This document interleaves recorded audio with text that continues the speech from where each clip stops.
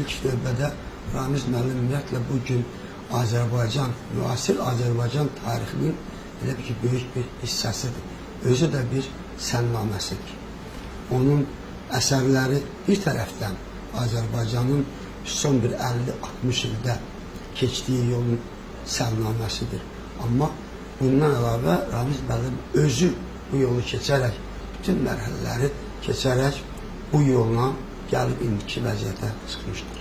Hər şeydən əvvəl Ramiz müəllim gözəl insandır, həssas bir insandır.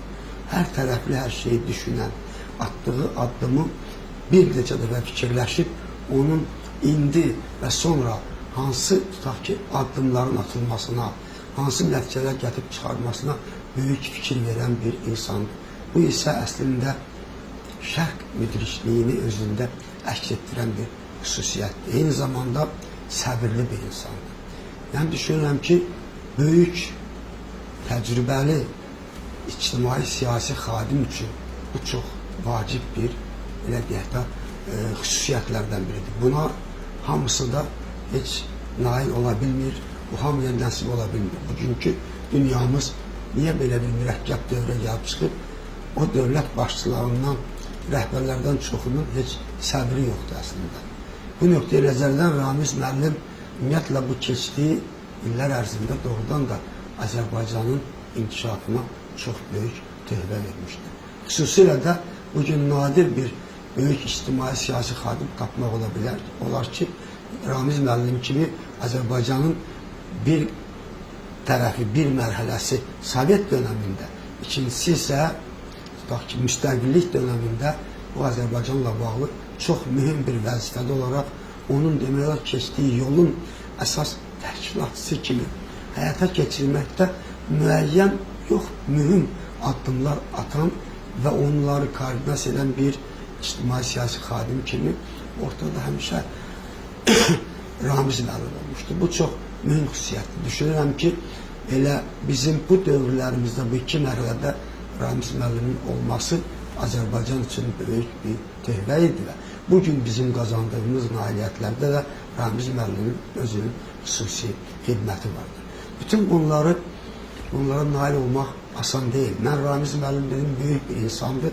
Bunu həm də ona görə deyirəm ki, onun yalnız işdə yox, tutaq ki, işdə də bu administrasiya rəhbəri olmaqla təkcə administrasiyada olan işlərin koordinasiyası yox, eyni zamanda Respublikada bu qədər böyük fəaliyyət sahəsində əsas bir, demək, belə deyək ki, məmur kimi Ramiz müəllim bunların hamısından çox zaman bir ailə üzvləri kimi dar çərçivədə olsa da münasibət göstərir. Tutaq ki, mənim özüm həm bunu öz üzərimdə hiss eləmişəm, həm də ümumiyyətlə mənim ətrafımda olan digər, tutaq ki, şöbə müdürləri, müəyyən vaxtda administrasiya rəhbərinin müavinləri, prezident köməkçiləri, eyni zamanda nazirlər, müəyyən şirkətlərin, müəyyən qurumların rəhbərləri ilə münasibətdə biz həmişə bir yerdəyik, görürük, gələndə, gedəndə.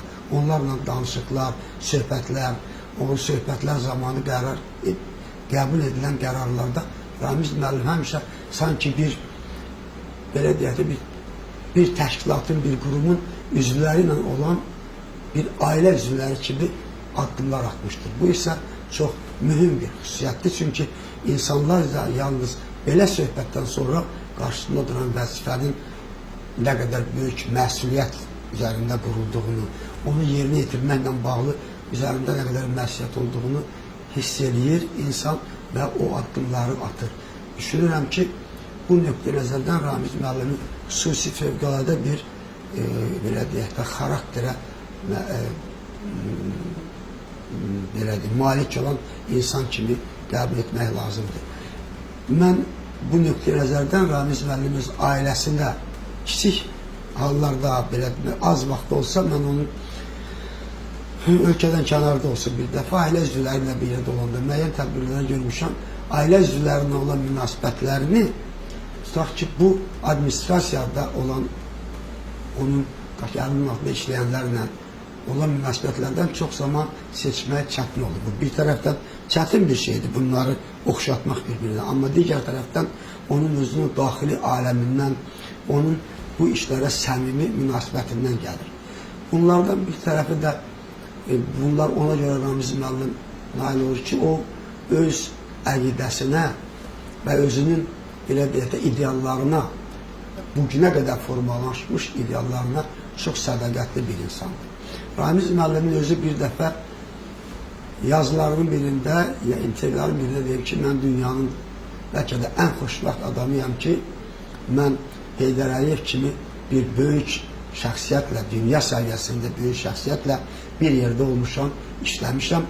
Onunla bir işləməyi özümə bir məktəb kimi sayıram. Doğrudan da bu nöqteyi nəzərdən Ramiz müəllimdən bugün heç müqayisə oluna bilən ikinci bir şəxsiyyət, ikinci bir məmur, ikinci bir başqa alim olsun, insan olsun, tapmaq çətin ola bilər. Bunun özü, belə deyim ki, sanki o, mən bayaq dedim, əqidə, ondan sonra özünün idealları, bax bu yolda formalaşmış ideallardır və ona görə də elə ümumi lider bizdən belə cəhətdə, fiziki cəhətdən ayrılandan sonra Ramiz müəllim həmin o idealların həyata keçməsi üçün bir məmur kimi, bir böyük, təcrübəli və məsləkli, əqidəli, ictimai siyasi xadim kimi bu yolu davam etdirmiş və elə məhz bu vəzifəsində bu yollar uğurlu addımlarımızın indiki Azərbaycanın, Bakının, ölkəmizin indiki vəziyyətə gəlib çıxmasına çox böyük xidmət göstərmişdir. Bilirsiniz, biz indi adətən bu proseslərin içərisində yaşamışıq. Azərbaycanın son 15-20 ildə keçdiyi proseslərin içərisində yaşadığımız üçün o proseslərin nə dərəcədə böyük əhəmiyyətə malik olduğunu, nə dərəcədə belə deyək də möcüzəli xarakter daşıyırdı bilmirik. Kənardan gələnlər, mən buna çox tez-tez təsadüf edirəm.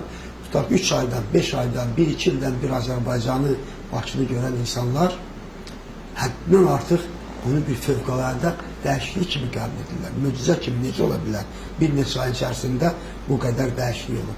Bunların hamısında da Ramiz müəllimin də böyük düşünürəm ki, rol olmuşdur və elə bizim özümüzün keçdiyimiz bir yolda da Heydər Əliyev kimi böyük bir şəxsiyyətin bax belə silahdaşlarının olması görür hissi bizdə keçirməyə imkan verir. Ramiz müəllim bu nöqteyi nəzərdən yenə qeyrəm.